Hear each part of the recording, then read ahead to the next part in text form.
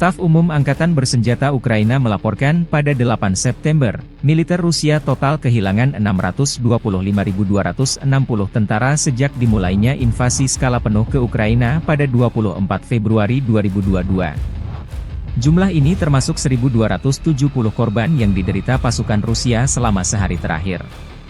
Menurut laporan tersebut, pasukan Vladimir Putin juga total kehilangan 8.636 tank, 16.897 kendaraan tempur lapis baja, 24.218 kendaraan dan tangki bahan bakar, 17.804 sistem artileri, 1.180 sistem roket peluncur ganda, 942 sistem pertahanan udara, 368 pesawat terbang, 328 helikopter, 14.864 pesawat tanpa awak, 28 kapal dan perahu, dan 1 kapal selam.